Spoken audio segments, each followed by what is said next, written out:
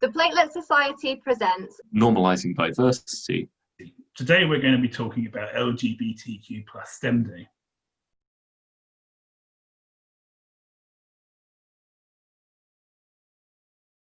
I think one of the conversations that certainly John and I had, and I know Alan was part of that, was also we've got to be careful as a society level now of not trying to solve the whole world's problems, and we can't make everything right.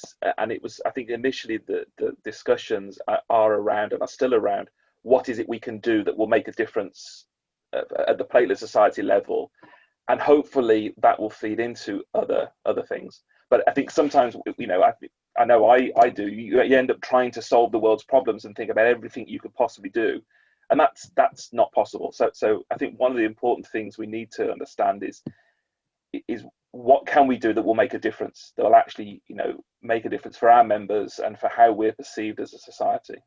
I completely agree with Steve. It's not it's a marathon, not a sprint, and this is the beginning of a conversation. We're not going to solve everything. We still don't have gender equality or racial equality. We're not going to suddenly have things overnight.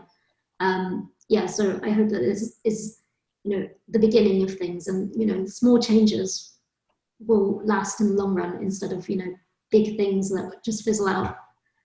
Well, I was just gonna say, I think one of the good things that's come out of 2020 and the fact we're all we can create these spaces to have these conversations right now, and we've gotten used to being able to have them, because before, like, to get all of us in a room, we would have had to be at a scientific meeting, and then if we were going to have a discussion about LGBTQ plus members of the society, we would have all gone off to a separate room, and that's like just, and we would have been separated from everyone else, so they're probably having cocktails. And so this is like, it's creating a more equitable, this is in a lot of ways creating a more equitable space that we can take advantage of as well.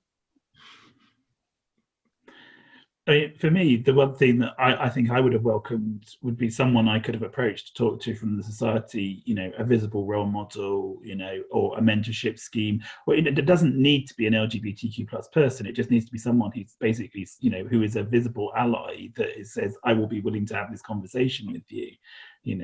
I think these things is somewhere for our early career researchers to go and have a chat. Absolutely. I can see one right below me, but he might be anywhere else around you, who knows. But having people like that who are clearly identifiable, out visible, either as allies or as members of the community is super important, because if you can find people who've navigated the road, that's experience that can be shared. And I mean, you don't necessarily need to go as far as formal support networks, but that's an option. And I think that those would be potentially very, very very useful, is small groups where people can come together to discuss that, both with and without allies. Allies should be present in some of those conversations, and sometimes it's better maybe for people in the community to talk separately, not to exclude, but more just so that problems can out.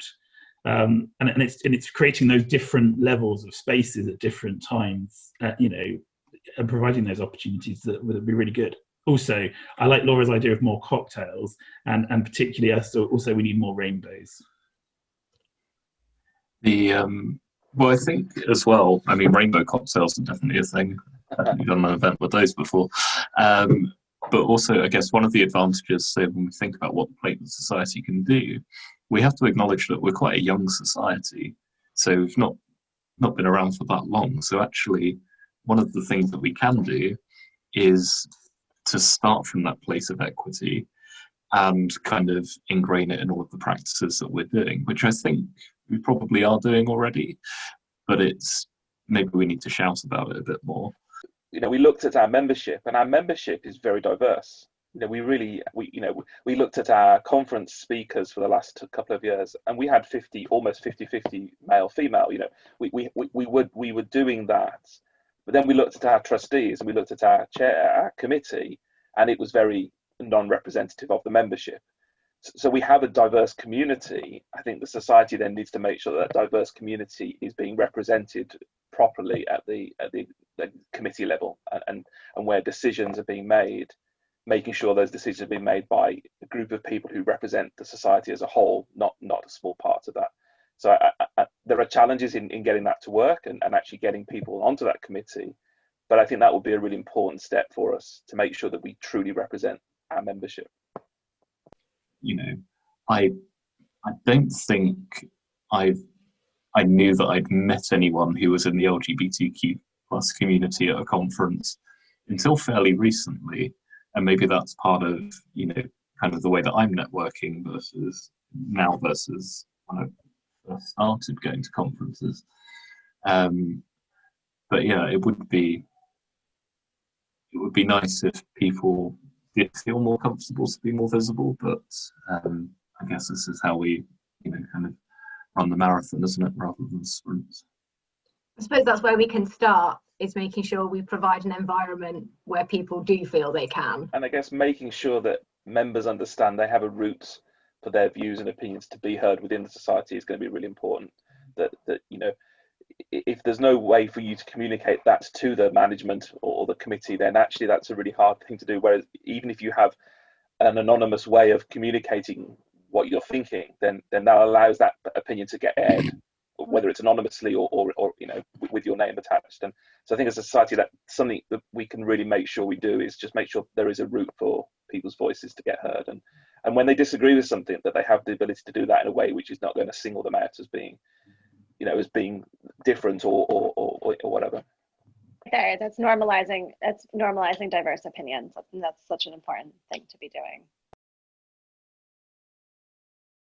That ultimately we want to make sure the society is a place where everybody who works within our community, whoever they are, feels they have a place and a role to play.